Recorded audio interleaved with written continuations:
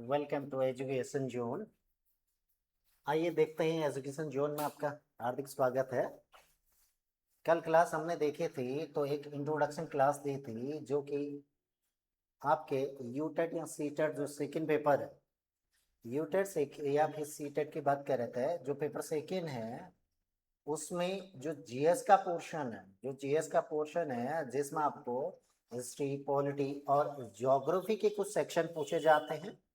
और ये तीन ब्रांचेस जो हैं, ये तीन जो इसमें सीटेट की बात करेंगे तो हम सीटेट सेकंड जो कि क्लास 5th से लेकर क्लास 8 तक के लिए, इसमें जीएस है, जिसकी बात की थी हम कल कर रहे थे। यह कहेंगे सोशल स्टडीज की बात करेंगे या सोशल साइंस की बात करेंगे, जैसे सामाजिक विज्ञान या आप कहते हैं सिविक्स कहते हैं, तो वो पेपर है। उसके तीन पोर्शन है। तीन पोर्शन, एक जो है हिस्ट्री का पोर्शन है, दूसरा पॉलिटी या हम कहेंगे इसे राज व्यवस्था, और तीसरा जो है जियोग्राफी का ये पोर्शन है। तो कल हमने थोड़ा बहुत डिस्कस किया हुआ था कि पॉलिटी के अंतर्गत हमने डिस्कस किया था कि क्या क्या चीज होगी, क्या क्या हमारे टॉपिक रहेंगे, कैसे कैसे हम पढ़ेंगे। हालांकि टॉपिक हमने बात की थी हिस्ट्री और ज्योग्राफी में भी की थी, लेकिन आज हम पर्टिकुलरली एक टॉपिक लेंगे इसमें से, जो कि पॉलिटी का टॉपिक रहेगा। सीसट सेकंड के लिए, सीसट सेकंड पेपर के लिए जो पॉलिटी का टॉपिक है उसे हम देखेंगे। चलिए हम बात करते हैं सीसट सेकंड में जो पॉलिटी का टॉपिक है उसकी बात करते हैं हम। तो पॉलिटी में हमारी क्या क्या चीजें आएंगी, तो पॉलिटी इसकी बात करें तो जिसे हम कहते हैं राज व्यवस्था। राज व्यवस्था इसके अंतर्गत अब देखेंगे, हमने बात की थी जैसे, यह बात करते हैं राज व्यवस्था क्या है। राज व्यवस्था राज्य को चलाने के लिए या राज्य को रेगुलेट करने के लिए या राज्य की व्यवस्था बनाने के लिए जो एक दस्तावेज हमारे पास होंगे और उसी व्यवस्था के तहत जो व्यवस्थाएं चलेंगी, उस दस्तावेज के तहत जो व्यवस्थाएं चलेंगी उसी को हम राज व्यवस्था करेंगे। या साधारण शब्दों में कहें, राज्य को चलाने के लिए जो व्यवस्थाएं हैं वो राज व्यवस्था है। इस राज व्यवस्था के अंतर्गत हम देखते हैं, हम बात करते हैं भारतीय संविधान की। किसकी बात करते हैं? भारतीय संविधान की हम बात करते हैं। अब भारतीय संविधान की हम बात करते हैं तो भारतीय संविधान एकाएक तो आया नहीं है। तो भारतीय संविधान के लिए कैसे कैसे क्या क्या काम हमने किए, कैसे भारतीय संविधान जो है संविधान बनकर तैयार हुआ, इन सब की बात हम करते हैं। और यहीं से आपको क्वेश्चन पूछे जाता है, या हम कहेंगे कि भारतीय संविधान का जो विकास हुआ वो कैसे हुआ, उसकी बात हम यहां पर करेंगे। तो सबसे पहले हम बात करेंगे संविधान क्या होता है। जैसे राज व्यवस्था हम देखें तो कहेंगे संविधान, संविधान कॉन्स्टिट्यूशन। संविधान क्या होता है? किसी भी देश के लिए, भारत के लिए नहीं, किसी भी देश के लिए संविधान कितना इंपॉर्टेंट है, यह संविधान है क्या है वो कहेंगे। तो हमारा संविधान से तात्पर्य है कि एक ऐसा लेखा जोखा या एक ऐसा दस्तावेज, एक ऐसा दस्तावेज या लेखा पत्र, या कहे तो लेखा पत्र, यही कहेंगे। अब हो सकता है ये संविधान क्या है, उस देश के अकॉर्डिंग बहुत बड़ा भी हो सकता है, बहुत छोटा भी हो सकता है। अगर देखेंगे भारत के संविधान की बात करेंगे विशेषताओं में, बहुत बड़ा लेंदी संविधान है हमारा, बहुत 395 आर्टिकल है, 12 अनुसूचियां हैं। तो ये बात करते हैं। और इसी के अगर देखेंगे तो इंग्लैंड या अमेरिका का संविधान देखेंगे तो बहुत छोटा संविधान है। अब हम बात करते हैं, ये दस्तावेज संविधान जो है किसी भी देश का एक दस्तावेज या जिसे हम कहेंगे डॉक्यूमेंट या लेखा पत्र है, जिसको एक विशिष्ट वैधानिक गरिमा प्राप्त होती है। क्या होती है? विशिष्ट वैधानिक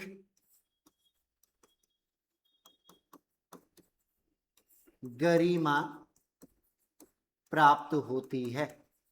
इसका मतलब है कि हम इस कॉन्स्टिट्यूशन की जहां बात कर रहे हैं, इस कॉन्स्टिट्यूशन के अंतर्गत जो लेखा पत्र होगा हमारा, या जो हमारे डॉक्यूमेंट्स होंगे, जो दस्तावेज होंगे, जिसको हम लिपिबद्ध करेंगे, विशिष्ट एक वैधानिक या कानूनी जिन्हें हम विधान मानेंगे या जिन्हें सर्वोच्च मानकर इनके कार्यों को विधान मानकर कुछ कार्यों को क्या करेंगे, निर्धारण करेंगे कुछ कार्यों का, या कुछ कार्यों के लिए इसको बनाए। जैसे भारत का जो संविधान है, किसी भी संविधान जो है उसकी विधायिका,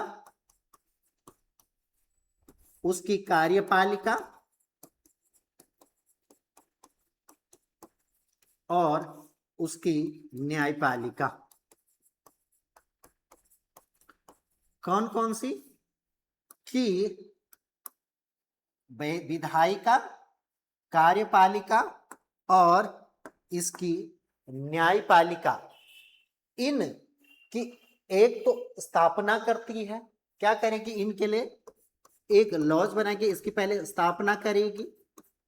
इसी के तहत कॉन्स्टिट्यूशन के तहत ही उस विशिष्ट दस्तावेज में ही ये लिखा होगा कि हम अपना एक विधायिका बनाएंगे, एक कार्यपालिका एग्जीक्यूटिव बनाएंगे, एक न्यायपालिका जुडिशरी बनाएंगे, और उन्हें रेगुलेट करने के लिए, या कहें कि इनके जो दस्तावेज में ये लिखा गया हमने कि हमारे लिए एक विधायिका होगी, एक कार्यपालिका होगी, एक न्यायपालिका होगी, और इनकी क्या करेगी, पहले तो स्थापना करेगी, इनको कुछ शक्तियां देंगे, कुछ पावर्स देंगे।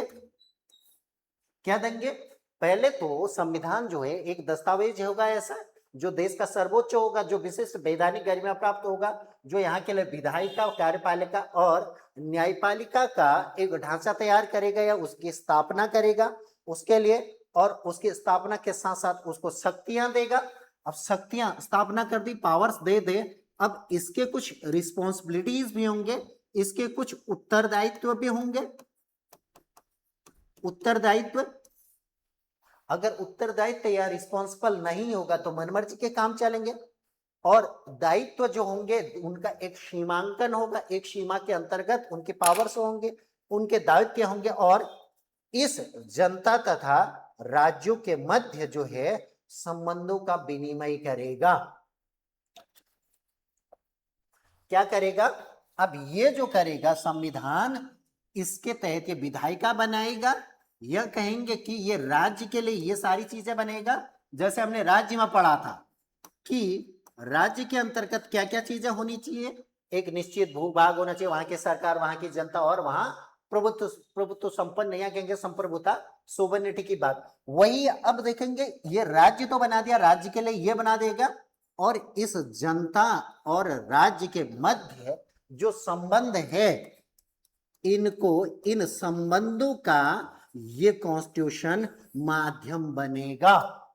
क्या बनेगा कि राज्य और जनता के बीच जो संबंध होगा, उन संबंधों का माध्यम आपका संविधान होगा। संविधान के द्वारा राज्य के अंतर्गत विधायिका, कार्यपालिका और न्यायपालिका की स्थापना की जाएगी। ये स्थापना जनता के लिए की जाएगी, और जनता में इसकी स्थापना के साथ साथ इसको कुछ पावर्स दिए जाएंगे, और इसके कुछ रिस्पॉन्सिबिलिटीज या अकाउंटेबिलिटी होगी, इसके कुछ उत्तरदायित्व होंगे, जिससे ये जनता और राज्य के बीच सह संबंध, आपसी समन्वय बना सके।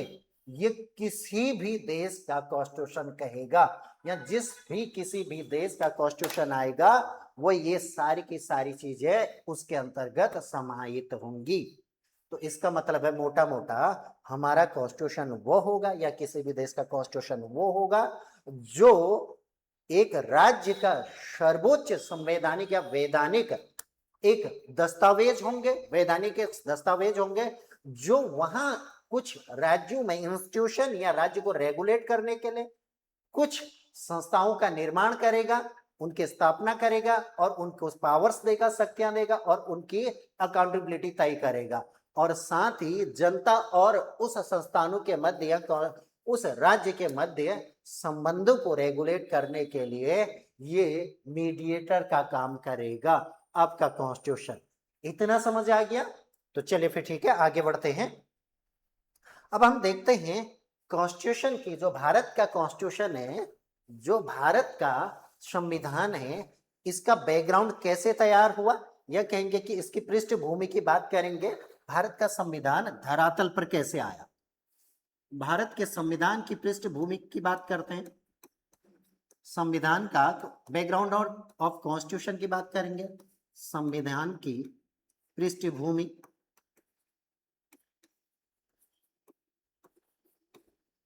संविधान की पृष्ठभूमि,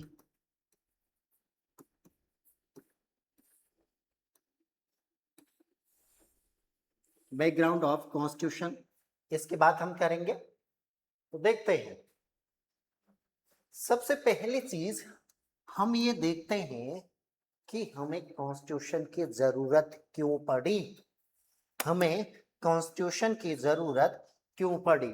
अब हम बात यहां पर करेंगे, एक्चुअल में जब अंग्रेजों के यहाँ आने से पहले जो हमारे राज्य थे वो छोटे छोटे, अगर भारत की बात करेंगे, इस समय पाकिस्तान भी इसी में था, तो अगर ये भारत की बात करेंगे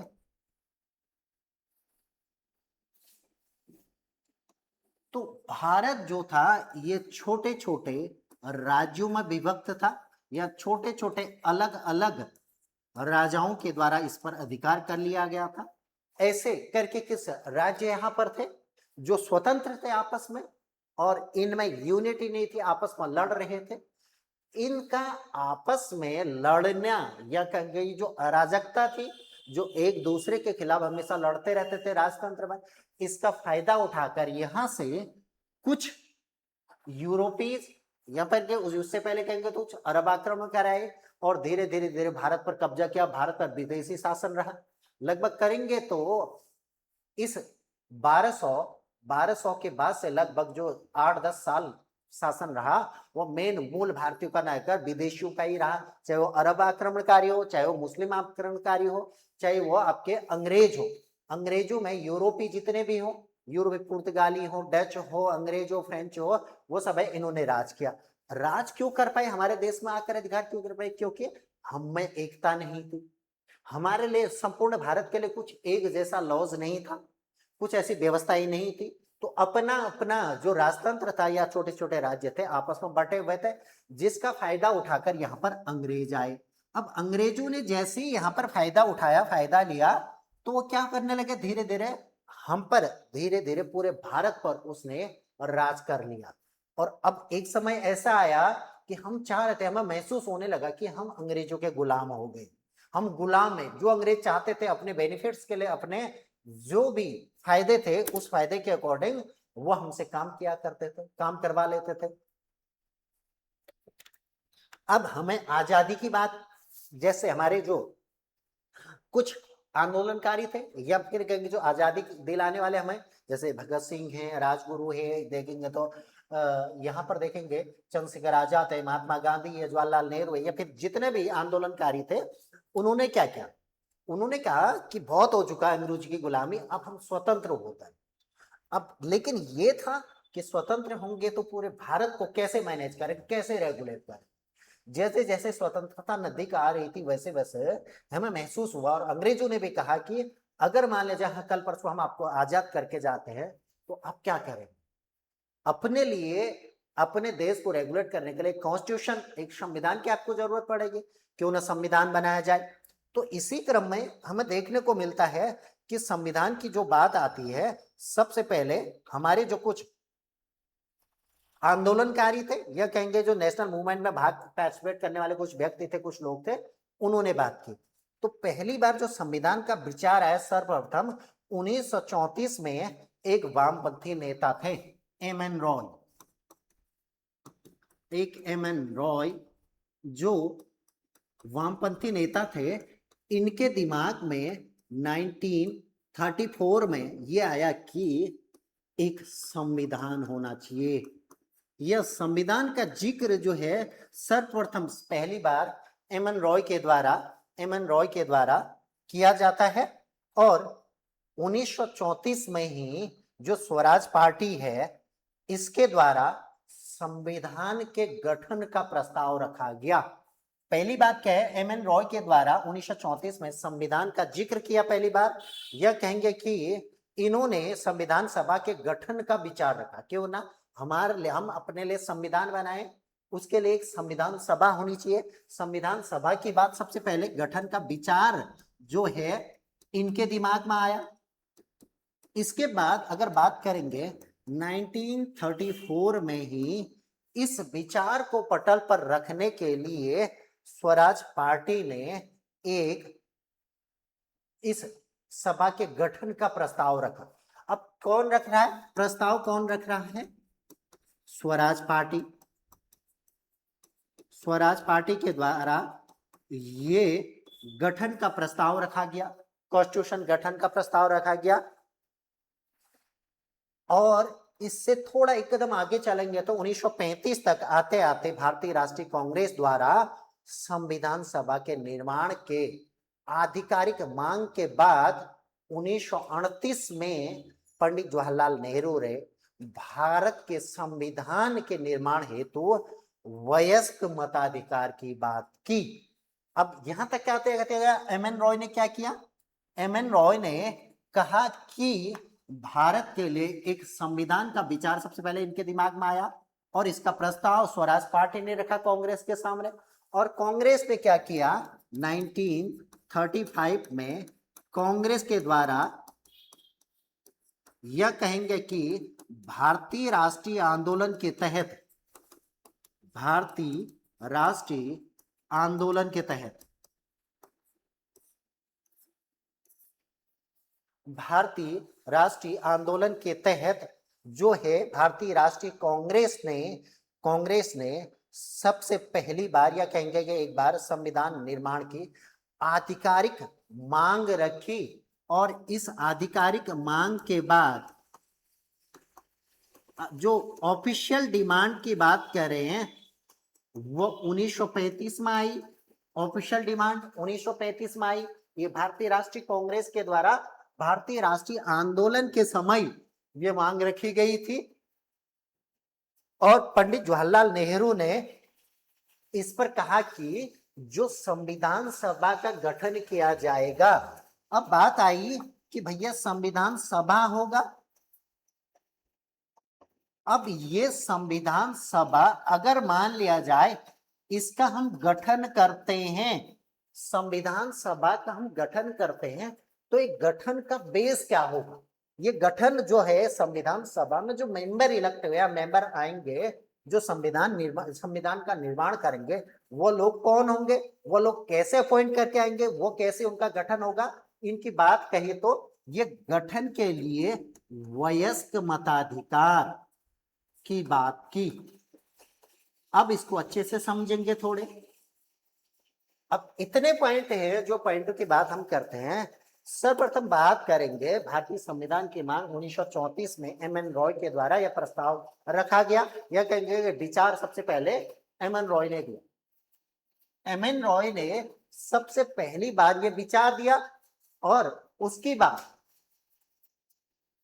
अगर हम देखेंगे एम एन रॉय के बाद जो विचार, ये इस विचार को स्वराज पार्टी के द्वारा 1934 में एक प्रस्ताव के तौर पर भारतीय राष्ट्रीय कांग्रेस के सामने रखा गया और भारतीय राष्ट्रीय कांग्रेस ने इसको एक आधिकारिक डिमांड के तहत या आधिकारिक मांग के बाद जो है 1938 में ये बताया कि जवाहरलाल नेहरू ने संविधान सभा का गठन जो है वो किस आधार पर किया जाएगा, इसका बेस क्या होगा, वयस्क मताधिकार। ये जेएल नेहरू के द्वारा बताया गया। ये जवाहरलाल नेहरू के द्वारा ये बताया गया कि संविधान का जो गठन होगा वो वयस्क मताधिकार के आधार पर होगा। क्लियर है? इतनी बातें आप समझ चुके होंगे। तो आगे बात करते हैं हम कि अब इससे थोड़ा सा आगे बढ़े। अब यहां पर तो देखते हैं अंग्रेज थे, अंग्रेज सर्वे बातें। तो हम बात करते हैं नेहरू की इस मांग को ब्रिटिश सरकार ने सैद्धांतिक रूप से तो मान लिया, सैद्धांतिक रूप से तो मान लिया, और इसके लिए जो प्रस्ताव है वो 1940 में आया गया, जो अगस्त प्रस्ताव के नाम से जानते हैं। अब ये जो मांग थी नेहरू की या कहेंगे कांग्रेस की, ये 1940 में अगस्त प्रस्ताव के नाम से आगे बढ़ा, अगस्त प्रस्ताव के नाम से जाना गया। अब हम देखेंगे पहले जो है एम.एन. रॉय के द्वारा आया, उसके बाद धीरे धीरे आते 1940 तक ये क्या हो गया, अगस्त प्रस्ताव के नाम से जाने लगा, जो कि वर्ष 1940 के अगस्त माह में ये रखा गया और अगस्त प्रस्ताव के नाम से इसे जाना जाता है। अब यहां पर प्रतिक्रिया देखेंगे थोड़ी बहुत कि जैसे भारतीयों ने अपने संविधान के डिमांड की बात की, वैसे अंग्रेज जागरूक हो गए और अंग्रेज ने क्या किया कि 1942 में एक मिशन भेजा, यहां पर क्रिप्स मिशन भेजा, और जो स्टैफोर्ड क्रिप्स के नेतृत्व में यह मिशन आया, भारतीय संविधान निर्माण के लिए भारत भेजा गया था, और जिसे यहाँ के लोगों ने अस्वीकार किया और क्रिप्स मिशन को वापस भेज दिया। तो यहां तक तो हम देख लेते हैं कि क्रिप्स मिशन जो है हमारे द्वारा वापस भेज दिया गया, और धीरे धीरे करके हमको देखने को मिलता है कि भारतीय संविधान जो है अब बनने के क्रम में आगे बढ़ता है। अब हम देखते हैं कैसे क्रिप्स मिशन वापस गया। क्रिप्स मिशन की असफलता के बाद एक कैबिनेट मिशन आता है, यहां पर देखेंगे हम। अब ये प्रस्ताव रखा, अगस्त प्रस्ताव। इसके बाद अंग्रेजों ने क्या कहा कि भैया अब हम आपके लिए क्या लाएंगे, एक क्रिप्स मिशन आया 1942 में। हमने इसकी बात नहीं मानी, मुस्लिम लीग ने भी, कांग्रेस ने भी इसका विरोध किया इसके, और वापस चले गया। इसके बाद हमने देखा कि 1946 में एक कैबिनेट मिशन आया, 1946 में एक फिर से कैबिनेट मिशन आया, और इस कैबिनेट मिशन के तहत ही भारत में संविधान सभा का गठन होता है। अब इतिहास पता चला, इतिहास के अंतर्गत हमने देखा कि इसका संवैधानिक विकास या पृष्ठभूमि में देखें तो सबसे पहले 1934 में एम.एन. रॉय ने एक प्रस्ताव का विचार रखा, और 34 में यह प्रस्ताव कांग्रेस के सामने रखा गया, और आते आते 35 में भारतीय राष्ट्रीय आंदोलन के तहत एक आधिकारिक मांग रखेगी। 1938 में बताया गया कि जो संविधान सभा का गठन होगा उसका बेस जो होगा वो वयस्क मताधिकार होगा, और इसी के साथ 1940 में हमने प्रस्ताव रखा है, अगस्त प्रस्ताव के नाम से जाना जाता है, और 1942 में जो यहाँ पर आया क्रिप्स मिशन आया, जिसे हमने नामंजूर कर दिया और वापस भेज दिया, और अंततः 1946 में, दिसंबर 1946 में कैबिनेट मिशन भारत आता है, और इसके तहत संविधान सभा का गठन होता है। अब यहां पर देखेंगे संविधान सभा बना, और जब हम बात करेंगे संविधान सभा की तो इस टाइप का भारत था, यहाँ पर भारत इस टाइप का था, और इसमें कुछ ब्रिटिश इंडिया कहलाता था और कुछ प्रिंसली स्टेट थे। देखेंगे बहुत सारे इलाके, इसका मतलब है कुछ एरियाज ऐसी थी जो अंग्रेजों के अधीन थी, अंग्रेजों के आधिकारिक क्षेत्र में थी, वो ब्रिटिश भारत कहलाया, और जो अंग्रेजों से आजाद थे, अलग से अपने राज्य बसाए थे, जैसे छोटे छोटे जो रियासतें थी वो रियासतें या प्रिंसली स्टेट कहलाई। अब कैबिनेट मिशन में ये था कि जितने भी भारत है, जो भारत है, इस भारत के लोगों के द्वारा ही जो संविधान सभा का गठन किया जाएगा उस पर वयस्क मताधिकार के द्वारा अपने अपने प्रतिनिधि भेजे जाएंगे। अब संविधान सभा का गठन की बात तो आगे गठन करिए, अब इसमें मेंबर कितने होंगे, अब इस संविधान सभा का जो गठन किया जाएगा, इस संविधान सभा में कितने मेंबर होंगे, इसकी बात आती है। अब मेंबरों की बात है, गठन में इसके सदस्य जो होंगे वो सदस्य होंगे 389। अब ध्यान देना, संविधान सभा के गठन में जो लोग होंगे, टोटल जो सदस्य होंगे संविधान सभा में, वो होंगे 389 सदस्य। अब इनको हम करते हैं कि कितने कहां से होंगे उनकी बात करेंगे। इसमें देखें तो दो प्रकार का इस समय भारत है, ब्रिटिश भारत, दूसरा हमने रियासत का है। इसमें देखेंगे 292 आपके जो होंगे वो ब्रिटिश भारत से होंगे और 93 जो होंगे वो रियासतों से होंगे, रियासतों से होंगे। रियासत मतलब देसी रियासत जिन्हें प्रिंसली स्टेट कहेंगे। अब ये तो आ रहे हैं 292 और 93 की बात हम कर रहे हैं, तो इसमें लगभग जो बात सीटें आ रही है 4 सीटें कम हो रही। 4 सीटें का मतलब है 4 जो हैं आपके जो कमिश्नरी क्षेत्र था, इस कमिश्नरी क्षेत्र से 4 सीटें आएंगे। ये पार्ट था इसी का, किसका, जो ब्रिटिश भारत है, ब्रिटिश भारत का ही ये पार्ट था कमिश्नरी क्षेत्र। लेकिन यहाँ पर शासन जो गवर्नर जनरल है, वाइस रॉय, उसके द्वारा न करके कमिश्नरों के द्वारा किया जाता था। इसके अधीन कमिश्नर होते थे, वो करते थे। तो अगर हम कहेंगे तो इसमें अगर इसी में प्लस कर दे तो 296 जो है आपके ब्रिटिश भारत थे और 93 कहां से थे, देसी रियासतों थे। टोटल 398 ये क्या हो गए, सॉरी 389 जो है वो मेंबर हो गए हैं। इसकी बात करेंगे, आगे बढ़ते हैं। हम बात करते हैं कि अब संविधान सभा के लिए हमने कह दिया कि इतने सदस्य होंगे, ये होंगे। अब इसके लिए कुछ काम भी करने, कुछ कार्य भी करने। काम कैसे करेंगे देखेंगे। अब हम बात करेंगे संविधान सभा का गठन तो हमने कर दिया, इतने सदस्य यहां पर होंगे, इतने लोग यहाँ के होंगे। अब संविधान सभा के लिए जो पहली बैठक होती है, यहां पर देखते हैं आगे।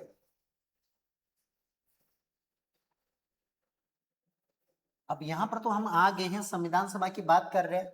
अब संविधान सभा के लिए इन्होंने कहा संविधान सभा का हमने गठन कर दिया, उसमें सदस्य भी आ गए हैं और इलेक्टेड हो गए, मेंबर भी भेज दिए गए हैं। अब इस पर कार्रवाई की जाए, अब इस पर काम किया जाए।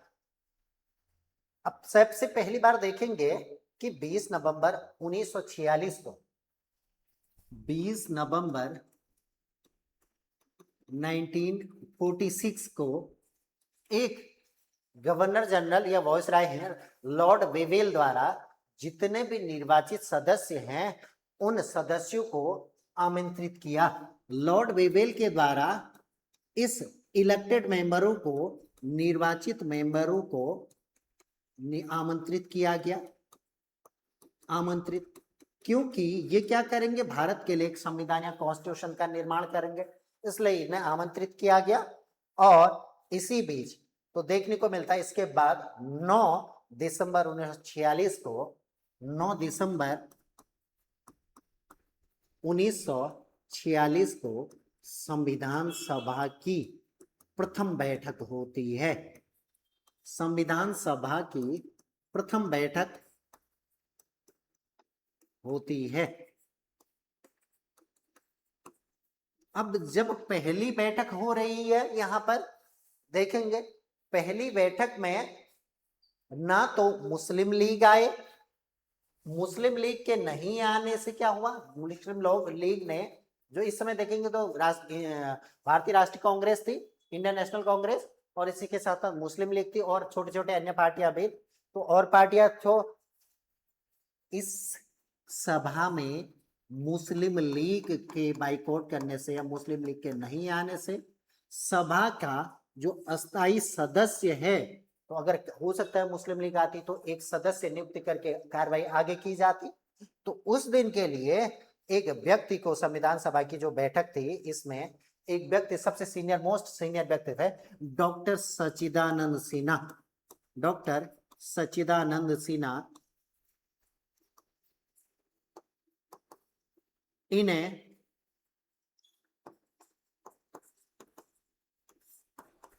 इस बैठक का अध्यक्ष चुना गया। अब अध्यक्ष चुना गया और ये टेम्परेरी हैं, अस्थाई सदस्य हैं, अस्थाई अध्यक्ष हैं, इन्हें अस्थाई अध्यक्ष बना। और इसके जस्ट 2 दिन बाद फिर से दूसरी बैठक होती है संविधान सभा की, संविधान सभा की जो दूसरी बैठक की जाती है, ये दूसरी बैठक होती है 11 दिसंबर।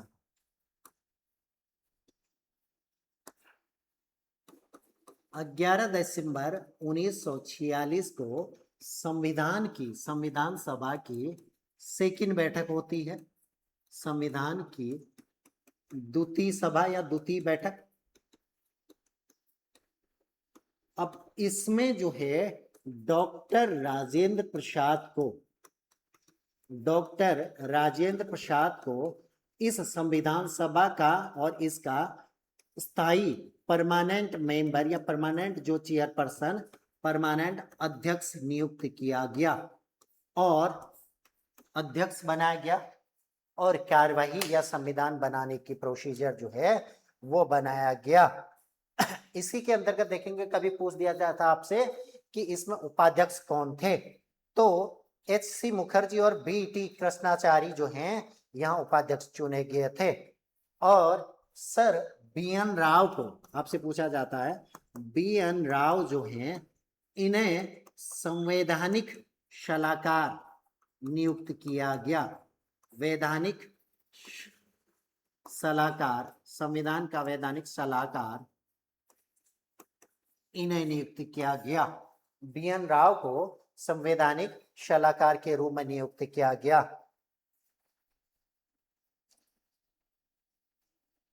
आगे देखते हैं अगली बैठक जो है, इसके बाद जो बैठक है वो तीसरी बैठक 13 दिसंबर को होती है।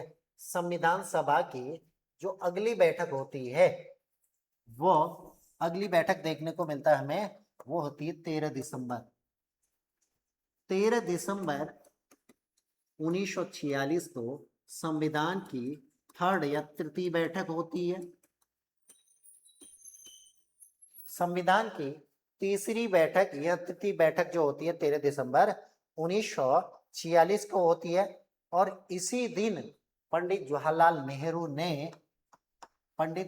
नेहरू के द्वारा एक जो ऐतिहासिक उद्देश्य प्रस्ताव प्रस्तुत किया गया। यहाँ पर जो पंडित जवाहरलाल नेहरू हैं उनके द्वारा उद्देश्य प्रस्ताव पारित किया गया। अब आपको यहाँ से जो क्वेश्चन बन रहे वो बन रहे सीधे सीधे जो है किसके आग्रह पर या किसके द्वारा जो कॉन्स्टिट्यूशन हमारे है, पहले तो कॉन्स्टिट्यूशन में या कॉन्स्टिट्यूशन असेंबली है, जो कॉन्स्टिट्यूशन असेंबली है उसमें टोटल कितने मेंबर है, कौन कितने मेंबर है वो देखा गया। और उसके बाद इस इलेक्टेड मेंबरों को सबसे पहले आमंत्रित करके किसके द्वारा बुलाया गया। उसके बाद पहली बैठक कब हुई, उसमें क्या हुआ, सेकेंड बैठक कब होती है, उसमें क्या चीज होती है, थर्ड बैठक क्या होती है, और आपका जो उद्देश्य प्रस्ताव है वो कब पारित किया गया, इन सब की बात होती है। अब इस उद्देश्य प्रस्ताव की बात करेंगे हम। उद्देश्य प्रस्ताव के प्रारूप को भावी प्रभुता यह कहेंगे लोकतांत्रिक गणराज्य की इस जो उद्देश्य प्रस्ताव है इसने डिसाइड किया या इसने बताया कि भारत के लिए एक लोकतंत्रात्मक गणराज्य की नींव इसके द्वारा रखी गई। एक लोकतांत्रिक गणराज्य की नींव जो है उद्देश्य प्रस्ताव के द्वारा यहां पर रखी गई। अब उद्देश्य प्रस्ताव तो यहां रखा गया। अब कोई भी प्रस्ताव जब रखा जाएगा उसके पास होना जरूरी है। तो ये प्रस्ताव जो है यहां पर प्रस्ताव की बात करेंगे, उद्देश्य प्रस्ताव जो नेहरू के द्वारा रखा गया, इस प्रस्ताव को 22 जनवरी, ये जो उद्देश्य प्रस्ताव है इस उद्देश्य प्रस्ताव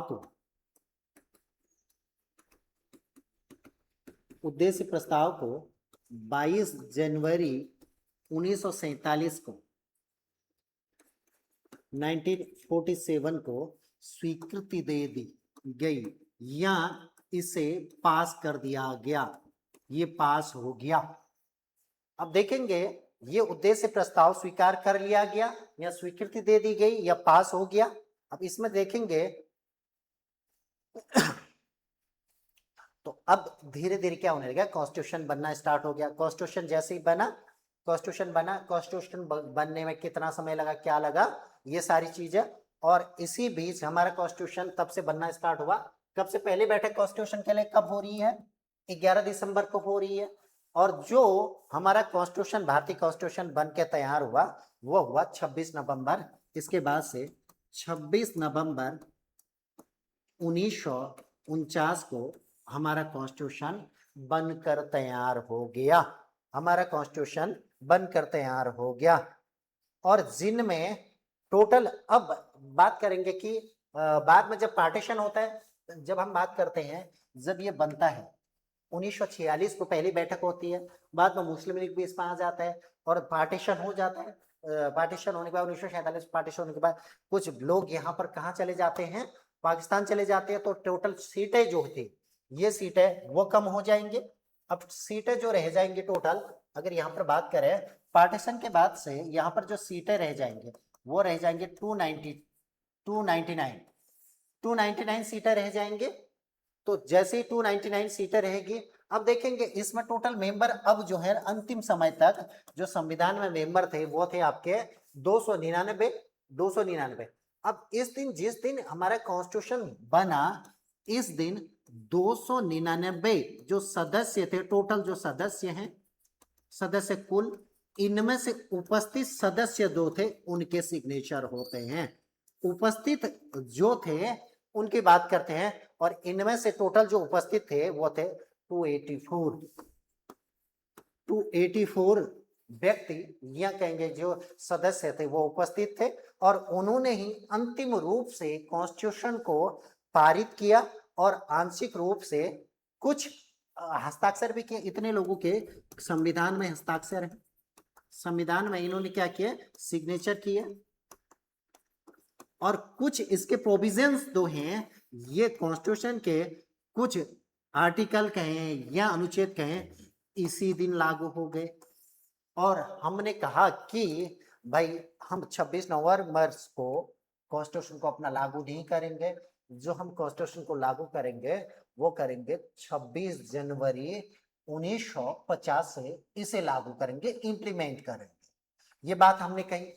अब हम यहाँ पर देखेंगे, हमने कहा कि हम अपना कॉन्स्टिट्यूशन जो है, अपना कॉन्स्टिट्यूशन जो है या अपना संविधान जो है वो 26 जनवरी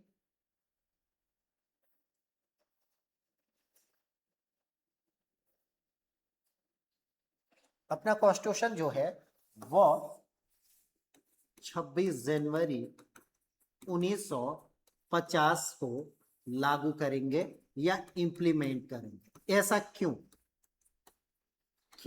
क्योंकि 26 नवंबर 1949 को तो बन गया हमारा, उसके बाद 2 महीने की वेटिंग क्यों रुकना है? तो इसके लिए हम थोड़ा सा पीछे जाएंगे।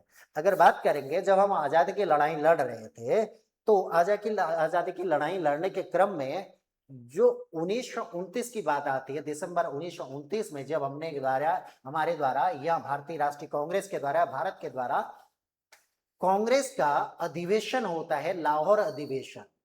इस लाहौर अधिवेशन में रावी नदी के तट पर उस रात 29 कहेंगे कि 31 दिसंबर 1929 को यह कहा गया कि आने वाले 26 को जो है, 26 तारीख को हम क्या मनाएंगे? अपना स्वतंत्रता दिवस मनाएंगे, अपना क्या कहेंगे? इंडिपेंडेंस डे मनाएंगे।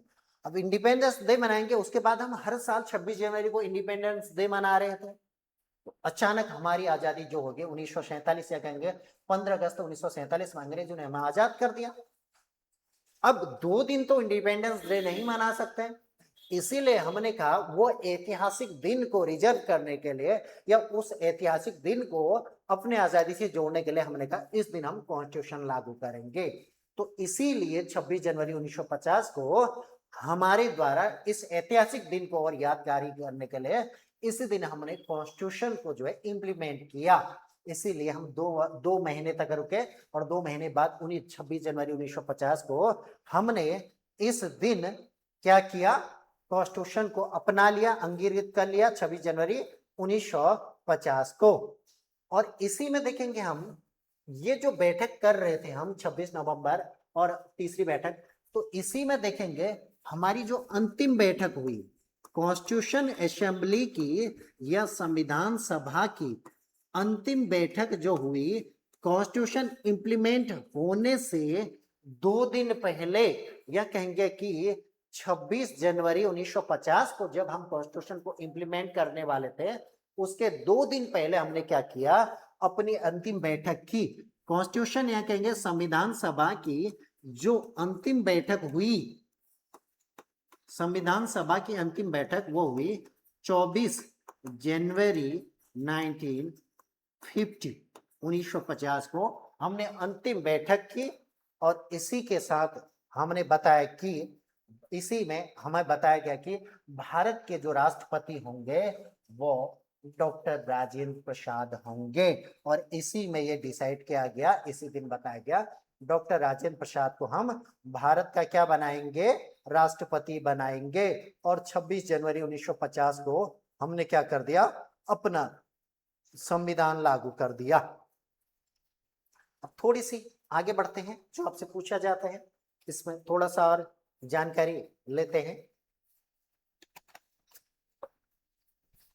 पहली बात, अब हमारा कॉन्स्टिट्यूशन जो है, जो संविधान है वो बनकर तैयार हो गया, संविधान बनकर तैयार हो गया। और इसे हमने क्या किया, तैयार कब हुआ, संविधान हमारा बनकर कब बन गया, हमारा संविधान 26 नवंबर 1949 को तैयार हो गया, बन गया, बनकर तैयार हो गया। और जो लागू हुआ वो हुआ 26 जनवरी 1950 को। अब हम देखते हैं पहले तो कि 1946 से लेकर 9 दिसंबर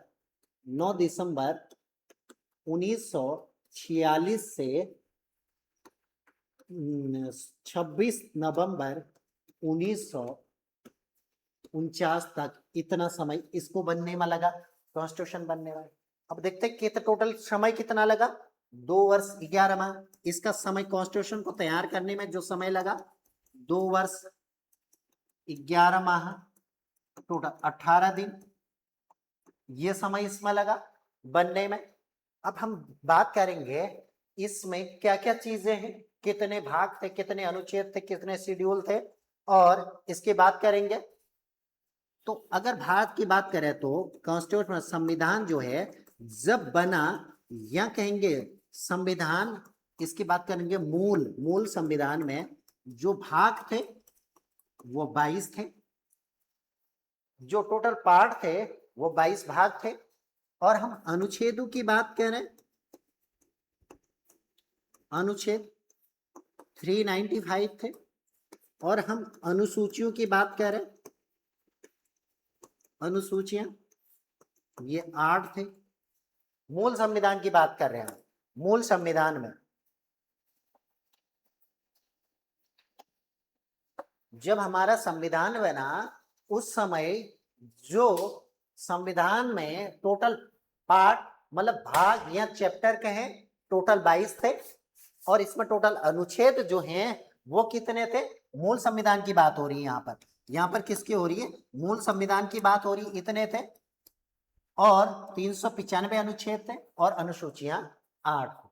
वर्तमान अगर इसी को देख लें, वर्तमान की बात करें, वर्तमान में क्या क्या है हमारे यहाँ, अगर देखेंगे तो पार्ट की बात करेंगे, भाग की बात करेंगे 22 ही है, लेकिन वैसे 25 हो चुके हैं।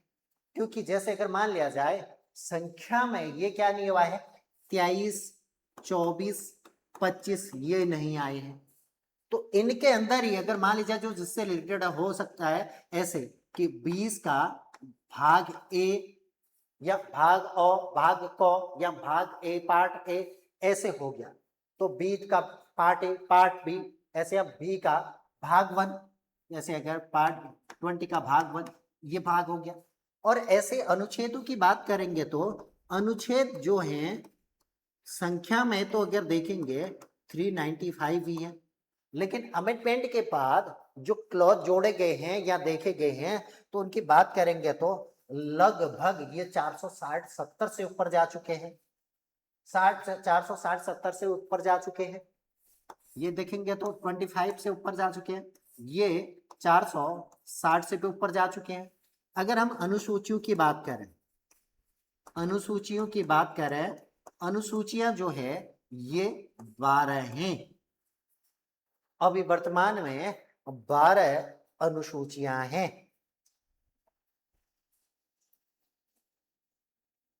तो ये तो था आपकी जो कॉन्स्टिट्यूशन बना।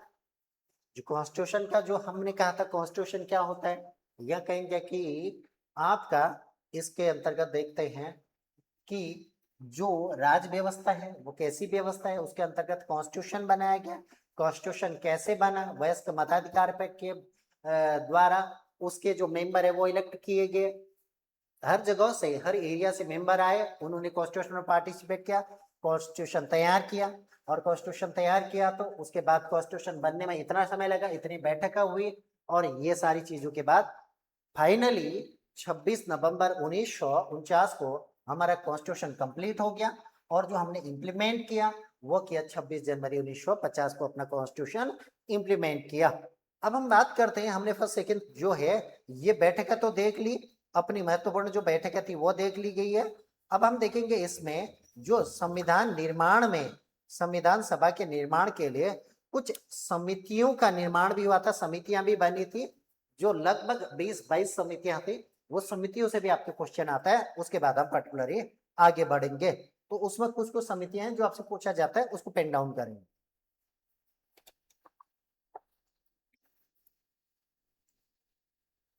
अगला जो हम चीज देखेंगे, संविधान निर्माण में,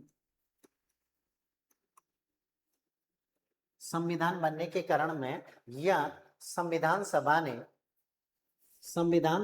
ने किसने बनाए थे, संविधान सभा के द्वारा, संविधान सभा के द्वारा संविधान निर्माण के लिए, संविधान सभा द्वारा संविधान निर्माण के लिए कुछ समितियों का क्या किया गया था, कुछ समितियों का निर्माण किया गया।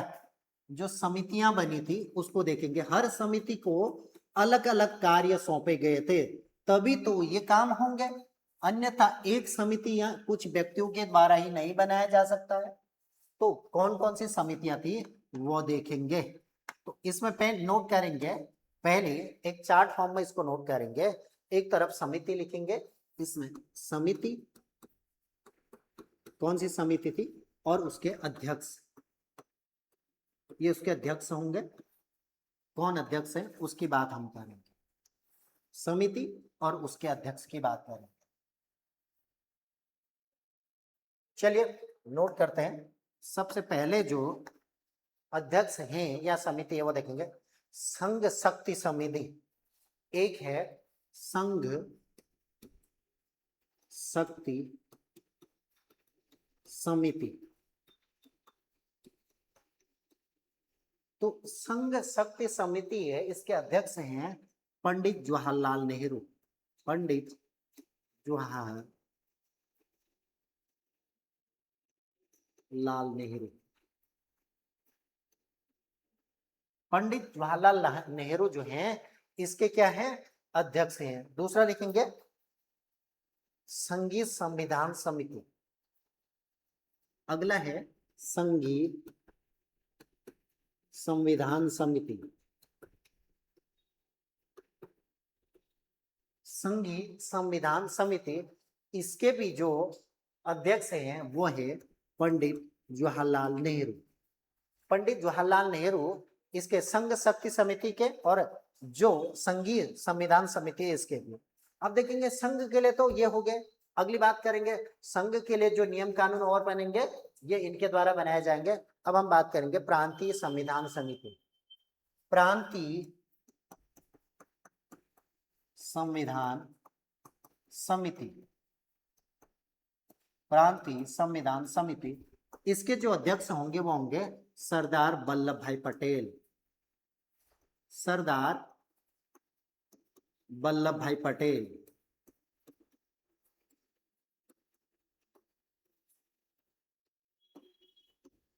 कौन है, प्रांतीय संविधान समिति के जो अध्यक्ष हैं वो सरदार वल्लभ भाई पटेल हैं।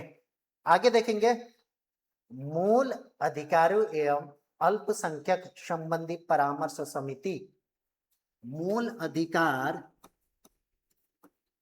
एवं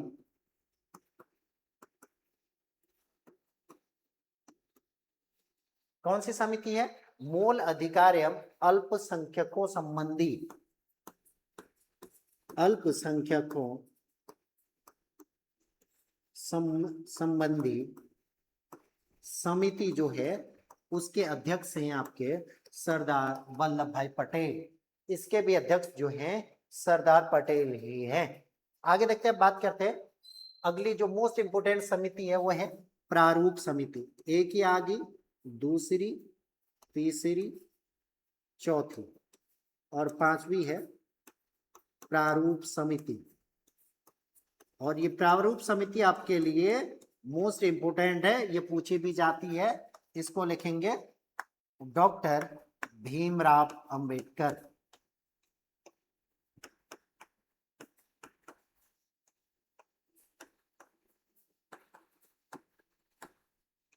इसके जो समिति के अध्यक्ष हैं वो है डॉक्टर भीमराव अंबेडकर।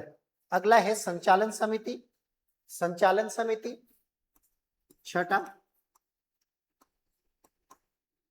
संचालन समिति। अब संचालन समिति वही है जहां पर क्या होगा, आपका संचालन किया जाएगा, संचालन का काम होगा। ये हैं डॉक्टर राजेंद्र प्रसाद। डॉक्टर राजेंद्र प्रसाद जो हैं संचालन समिति के अध्यक्ष हैं। एक लिखेंगे झंडा समिति या दूसरा कहेंगे राष्ट्रीय ध्वज संबंधी या झंडा समिति। अलग अलग थे खैर, इसमें लिखेंगे राष्ट्रीय ध्वज, या अगली बात करेंगे तो झंडा समिति। झंडा समिति, इन दोनों के जो अध्यक्ष थे वो थे डॉक्टर राजेंद्र प्रसाद। डॉक्टर राजेंद्र प्रसाद थे। एक लास्ट लिखेंगे नीति निदेशक तत्व समिति। नीति निदेशक तत्व समिति,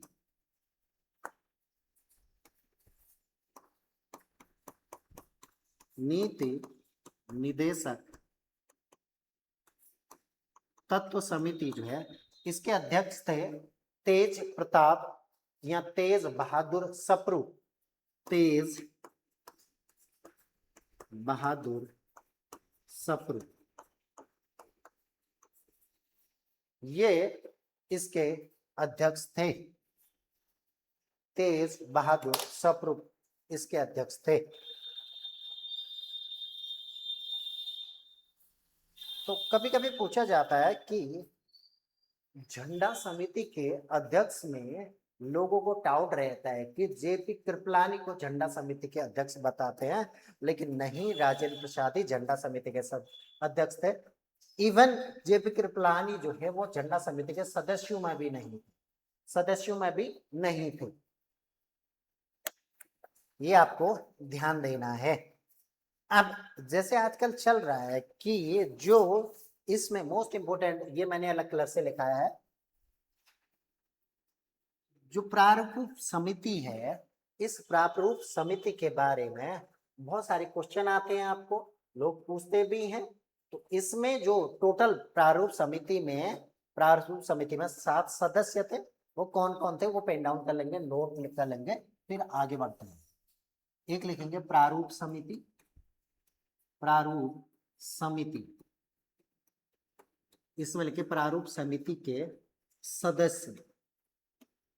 प्रारूप समिति के सदस्य, तो इसमें देखते हैं प्रारूप समिति के सदस्यों में सबसे पहले सदस्य लिखेंगे डॉक्टर भीमराव अंबेडकर। डॉक्टर भीमराव अंबेडकर, ये जो है इस समिति के सदस्य के साथ अध्यक्ष हैं। यहाँ अध्यक्ष हैं डॉक्टर भीमराव अंबेडकर जो है वो अध्यक्ष हैं। अगले हैं डॉक्टर के एम मुंशी। डॉक्टर के एम मुंशी, ये सदस्य हैं। के एम मुंशी के बाद अगले जो लिखेंगे वो लिखिए एक एक करके लिखे के एम मुंशी, अल्लादी कृष्णा स्वामी अय्यर, अल्लादी कृष्णा स्वामी अय्यर। फोर्थ नंबर पे लिखेंगे एन गोपाल स्वामी, एन गोपाल स्वामी आयंगर। अगला पांचवा जो है आपके सैयद मोहम्मद सादुल्ला, सैयद मोहम्मद सादुल्ला। अगले जो सदस्य है, छठे सदस्य एन माधवराव, एन माधवराव।